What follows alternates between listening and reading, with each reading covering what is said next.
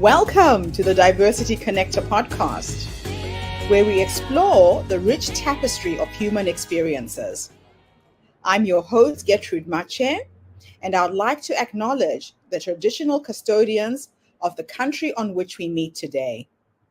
I would also like to pay my respects to elders, past, present, and emerging, and together as we dive into conversations that bridge cultures, challenge stereotypes, and celebrate the unique perspectives each of us brings to the table.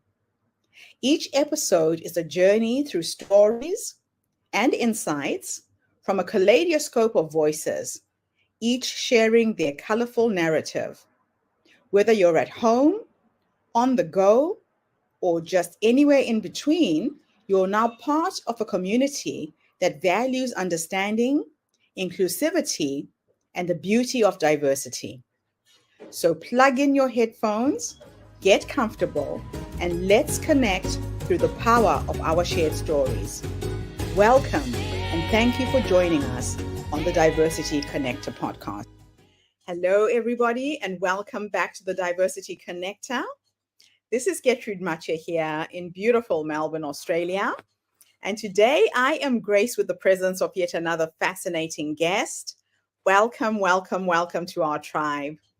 Please tell everybody your full name, where you're based, and share your story with us today.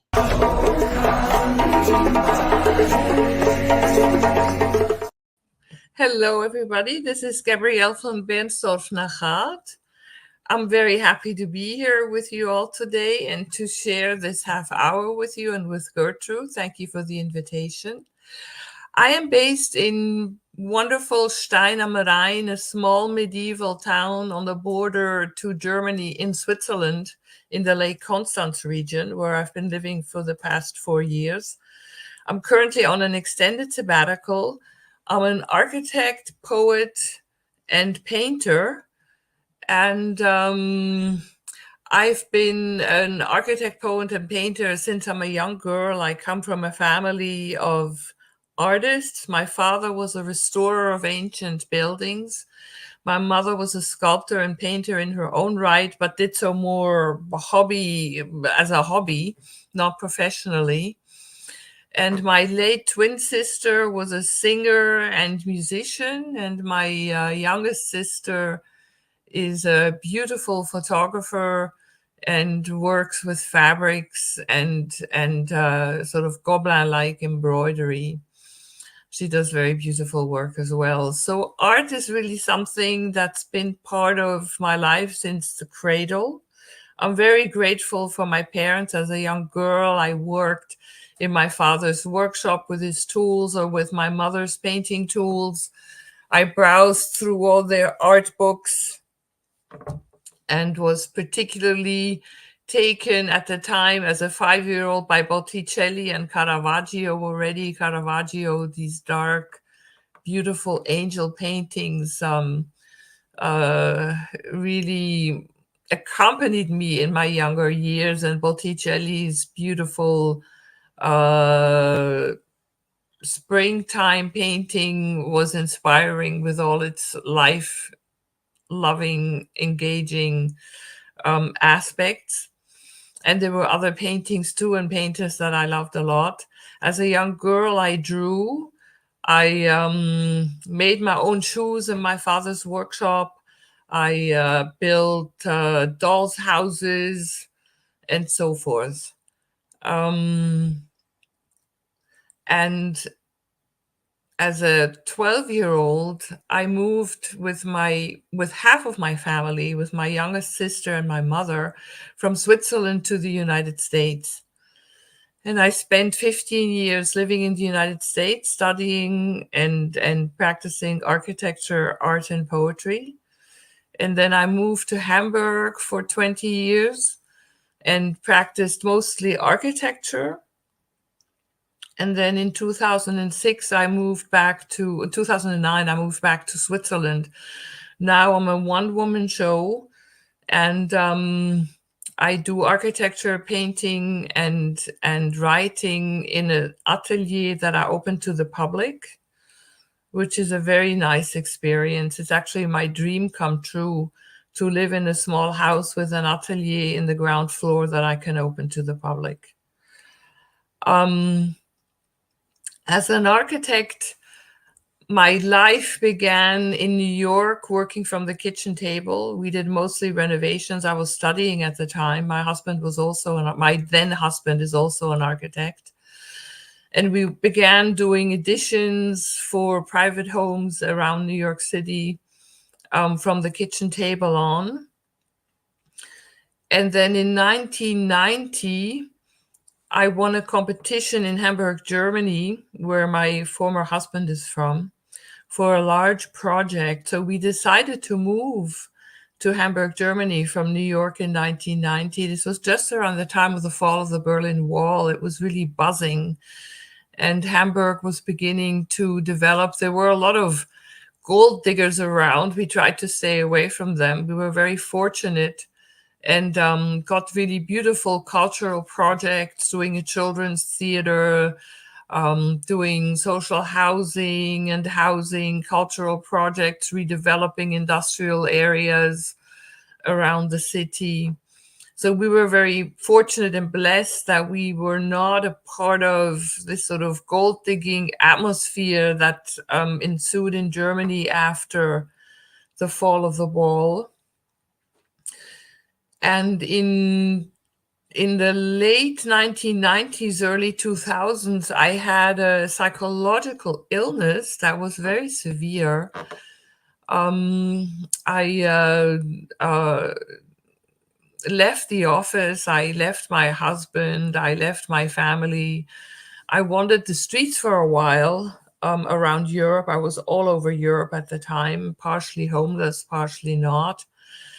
And when I recovered and came back to myself, I decided to move back to Switzerland, where I started this one-woman show in Hamburg. We had an office of up to 12 employees, mostly women, which was very beautiful and unusual at the time in the 1990s. And so I came back to Switzerland, and I worked with the city of Zurich for 10 years as an architect, doing all kinds of projects, from large housing projects to very small restaurants, public buildings, hospitals, and so forth. And the living situation that I am in now, in this sabbatical-like situation, has been for 4 years. And I publish poetry. I have about 30 poetry editions out that are combined as special art edition books. And I consult and do pro bono work in architecture. And I paint. And I run a tiny gallery here in Stein am Rhein, where it's open springtime, summer, and fall, not in the winter, where I receive the public on Fridays, Saturdays, and Sundays, which is a really wonderful experience, because I used to do exhibitions in the United States, in Europe, and in Zurich especially. And currently I'm not doing exhibitions anymore because I've opened up my studio to the public. And I look forward to entering a conversation with Gertrude. Absolutely wonderful. Wow. What an incredible story you have. You know, when I listen to you sharing your story, I can see that you have had a life in different countries, different locations, different professions. Yes. There's such a wide intersectional lens to what is your life. It's absolutely incredible. And you were so blessed to have parents. Very blessed to have had such a wide experience, yes. So your parents must have seen the talent that you had from a very young age in all of their children, because it sounds like you come from a very artistic family too. Yes. Yes, I do. My grandfather was an oud builder in Damascus. And my Swiss grandfather always wanted to be an architect, but his family wouldn't allow him to become an architect, but that was his secret passion. Okay. And my Indian grandfather, it's an art too, was a boxer. Okay. Wow. Wow. Yes. So all of your diverse roles as an artist, a writer, an Mhm. architect, how do you integrate and represent diversity through your work? Yes.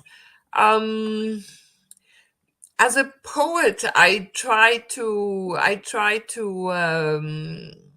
don't know if I always achieve it, but I try to especially include the voices of the not so often heard. It comes from the grassroots. And with my diverse experiences and also living in the streets, it really goes from living in the streets to more airy areas. And Angela Davis has this wonderful expression where she speaks of lifting and rising. And that's sort of my motto. Okay. For example, I have a poem where I write about the doctor needing the shoemaker, and the beggar needing the laborer, and the laborer needing the mother.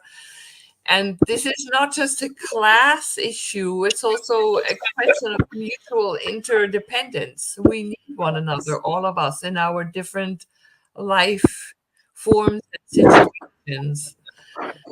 So, this is how I try to integrate different voices in my poetry.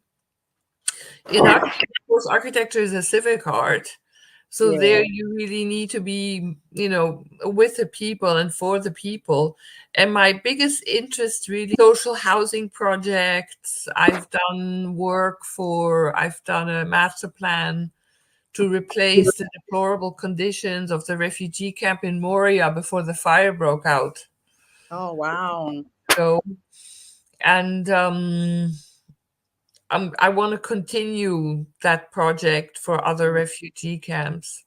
Yeah. And as a painter, the the influences are more the influences of diversity of my background more intuitive, and it's the colors, it's the sounds, it's the feeling of places that I try to have in my painting work. Oh, I love it. I love it. So, how has your cultural background and personal experiences influenced your artistic and architectural creations? You're a Mhm. cocktail of so many nations, from India to Switzerland. How does that all Yeah. manifest? Well, I think a lot of it is intuitive, and it comes along with the mother's milk, so to speak. Um, Other aspects are I've always been very interested in, as an architect and urban planner, I'm very interested in the origins of urban planning in the Middle East. Okay. And my many visits to Damascus have influenced my urban planning a lot. I did a project for the harbor city of Hamburg. This is now already 20 years ago. It was one of the largest construction sites Okay. in Europe.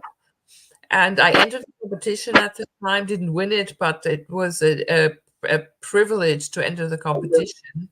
Yeah. And when I look at that project, I feel like I've really been influenced by Middle Eastern urban planning, because I proposed a very intricate network and weave of buildings and public spaces, squares and markets and streets that are very influenced by Damascus and my experiences in Damascus. Oh, I love it. So, in your role as a mental health advocate, Mhm. how do you address the diverse needs and experiences of individuals in your outreach and support efforts? Yes. Um, I'm a mental health advocate, not of course by choice, but not by choice because of my experience, because of my mental health crises that I've had. Yeah. And so that is not a choice, but how you deal with it and how you work with it is, of course, a choice. And being a mental health advocate is a choice. And I've written a book, my recovery work journal, 3 books I've written on mental health crises and how to recover from them. And that is a more universal approach to how, when I fall out of my social, familial, cultural, economic network, how to re-enter that again after a mental health break. But when I work with individuals, then I, of course, I'm much more able to tailor our conversations and the talk to their specific cultural situation. Yeah. Maybe, for example, somebody who has hallucinations will tend to hallucinate. First of all, one hallucinates in one's time, and secondly, one hallucinates one's cultural experience. For example, if you've experienced racism, then you might hear racist voices on the downside, but you might also experience really beautiful anima and animus in the manic phases. And to address these culturally specific, I think I try to do that tailored to the person whom I'm working with. Right. Mm-hmm. That's awesome. So, challenges have been faced in promoting diversity in your Yeah. artistic and architectural projects, and Yes. how have you overcome them? Um, I must say that my mother was a very strong woman. And she, unlike our father, who was much more careful and warning of problems in the world, she was the one who believed in her children, who said, you can do anything you want to do. Right. So she gave me a kind of strength. And Erich Fromm speaks of honey children. You know, when you've received unconditional love and support, you tend Yes. to reach out into the world without much care or maybe even awareness of all the trials and tribulations. So that's what carried me for a long part in my younger years. After my first psychotic break, I became a lot more aware of prejudices, misogyny in the profession. Um, and I began addressing that more frankly. And I think you do so by talking about it, by speaking about it, by Yeah. not silencing it, and by also in our office, we were 12 people, and 8 of us were women, and Okay. 2 had mental health issues. Then we were 4 women of color.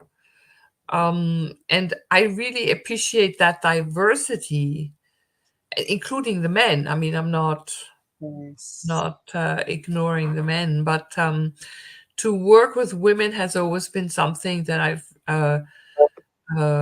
appreciated and valued immensely, because I think women, because of their socialization, with all the difference in socialization that one might have from culture to culture, women are the social motor and the social do-it-alls in all cultures. Yes.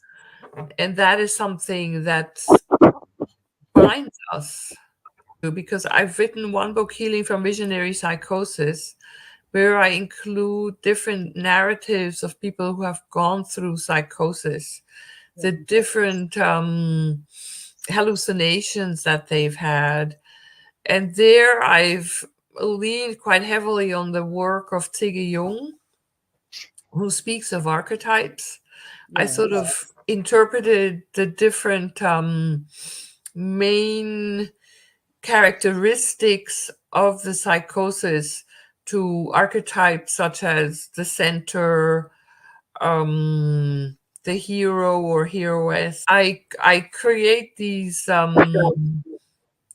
not templates, but they're starting points from which you can start to understand what has happened in these individual psychosis typologies, I will call it, Yeah. and hope that people who have gone through visionary and hallucinatory psychosis can find themselves in some of these stories and archetypes, and that it will help them to understand what their psyche is communicating to them. Zimbabwe, where I'm from, we have a completely different way of relating to mental health issues and people who are having challenges in that sense. Yeah, I remember as a child, people who could hear voices were revered. exactly. We would drape the person with a piece of fabric that Yeah. represented that they were having an episode, and Yes. the community knew to protect them, not Yeah. to interfere with them until the situation passed. But Hmm.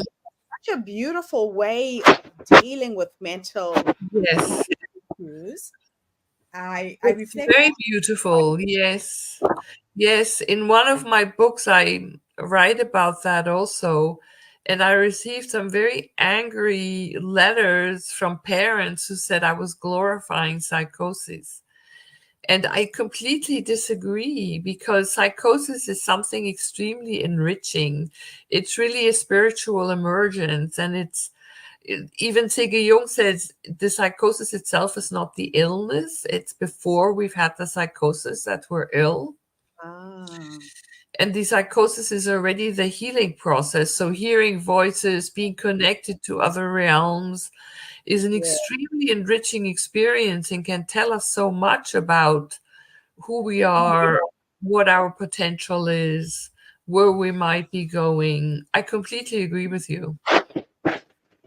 yeah, and just the fact that we believe that we're living in this 3D world, we cannot perceive with the senses that we have, but other Right. people have got the gift to look beyond the 3 dimensions. Yes. So it's quite fascinating that you would get a negative backlash from people. Yes. Yeah, Yes. it's a very Yes. Western way of thinking. I think for a lot of human beings who experience psychosis in the West or spiritual emergence, Hmm. they don't dare to really speak about what they're experiencing, Yes, because it is so it's reduced to an illness. yes, Mhm. And yeah, what it really is, it's our ancestors, it's our parents, our and yes, us talking to us. exactly. Yes. Yeah, it's just fascinating because when I grew up, again, ancestral Mhm. worship was Yeah. the way you communicated with God. Yeah. So we believe that through your ancestors, you could have this conversation with the Creator. And Yes. it's very similar to Christian religion, but Yes. it was demonized and stigmatized to a point Yeah. where people actually lost that beautiful way of being that we Right. used to have. It's very, very sad to see that. I think we harbor memories of our generational spiritual past, and that, Yeah, of course, emerges at times of spiritual emergence. yes. And Yes, all generational trauma is in your DNA. absolutely. So even if you experience it yourself personally in this life, it's Yeah, been down through generations. exactly. Yeah. Wow. So, how do your websites for showcasing diversity in art, in writing, Yeah, and architecture? yeah. Um, I currently only have one website up. That's the art website. My architecture and the recovery work journal website are under construction again. I've Okay. taken them offline for the moment to work on them. But they're interactive. I have a lot of and had on the other websites before I took them down. I had a lot of interaction with people whom I converse with in writing. I publish on my art website, I publish my paintings and poetry, Okay. and I get a lot of feedback where I converse with people. And Yes. I also have a monthly newsletter, a quarterly newsletter where I write about the newest things I'm thinking about or the most recent things I'm thinking about and doing. And the recovery website is also a website for I'm not a therapist, right? I'm a psychosis, and out of experience can speak about spiritual emergence and psychosis. Right. So people can write to me, and I do pro bono accompaniment of people who need someone to speak with, to write to. So anyone really can do that. It's not restrictive. Yes. That's Hmm. great that people can actually find support through you, because that Yes, kind of support is not really there. right, Mm. right. So, what advice would you give to aspiring artists and architects, especially those from underrepresented Yeah, backgrounds, yeah. help them succeed in these fields? Yes, I thought a lot about that because um I was fortunate enough to receive scholarships to study. I'm very fortunate because at the time I did not have the money to pay for college or university. Right. And the institutions were very generous with me. So, but before going to college or university, I would ask myself the question, do I want to stay where I am at this point in my life or go somewhere else? That's the Hmm. first question I would ask. And I think there's as much to be said for staying somewhere as going somewhere else. I think it depends on what one is after and what one wants to do. Yes. Um, and I think education nowadays is something that you can acquire. I mean, education you don't just acquire through institutions No, or through university and college. It's this is very also helpful, it's very wonderful and nice, but I think the school of life is also just as important. So if wow. someone decides to stay put and be in their community and do a great thing there, I think Yeah. that one should really do that. And but if one is drawn to go out into the world somewhere else and do college at a young age, that is fine too. So I think that those are sort of the ground questions I would ask myself at the beginning. Mm. And then of course, nobody does anything on their own. I had tremendous help along the way from people who supported me. Yeah. Write to people whose work you're interested in if they can be supportive in some way. Get in contact with people, talk to people. I've been very fortunate along my whole path, whether it's education or work, or also recovering from spiritual emergence and Hmm. getting back into daily life again. Yeah. Um, to have people who've really been supportive emotionally, culturally, socially, some economically. I mean, it's really been, I've been very, very blessed with that. I'm also open to connecting with people.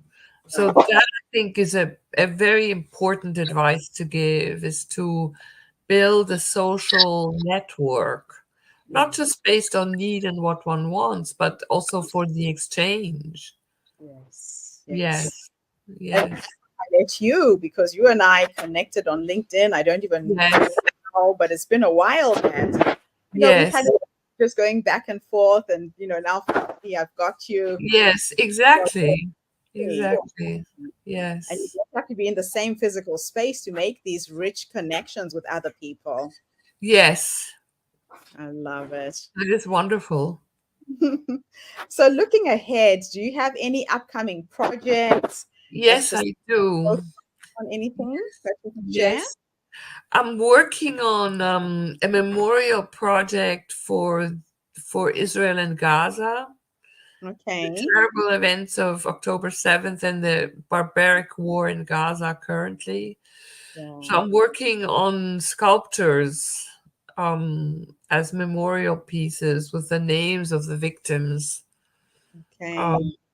And I'm also working on expanding my Moria project for my housing modules for refugee camps to better refugee camps so that people don't have to live for years on end in these tents that are hardly livable and with little infrastructure and few little civic infrastructure also. I'm doing some research on trauma Okay. in relationship to the Gaza-Israel conflict.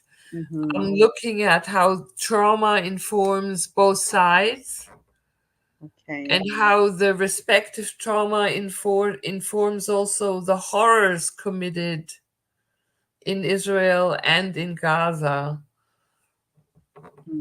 And there we're going into topics such as generational trauma, cultural trauma. Wow. Well, I am looking forward to following what you're doing in the next 2024, and would love to reconnect with you maybe after 6 months or a year. Yes. Going, and if you ever have any exhibitions, please do I'll let let me you know. Thank you very much, Gertrude, for this invitation, for this wonderful conversation. And I look forward to connecting with you again. Thank you so much, Gabrielle. And thank you to everybody who tuned in today. The Diversity Connector is bringing you stories from people from all over the world to uplift, inspire, and energize you.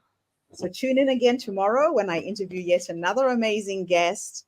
In the meantime, have a fantastic day, morning, or evening, wherever you are in the world. And Gabrielle, thanks again for the interview. Thank you, Gertrude, and thank you, everyone. Bye, everybody. Bye. That's a wrap, everybody, on today's episode of the Diversity Connector podcast. Thank you for tuning in and being part of our vibrant and global conversation. I'm your host, Gertrude Mache, and it's been an honor to share this space with you, where voices from all walks of life come together to weave a tapestry of diverse perspectives. Remember, every story you've heard today is a thread in the larger fabric of our shared humanity. So, as you step back into your world, carry these stories with you and let them inspire you to embrace and celebrate the rich diversity around us. Don't forget to subscribe, rate, and review our podcast to help us share these inspiring stories with more listeners. Do follow us on social media by looking for the Diversity Connector podcast for more updates. Until then, keep connecting, keep listening, and keep celebrating the beauty of diversity. This is the Diversity Connector podcast signing off. Stay curious, stay open,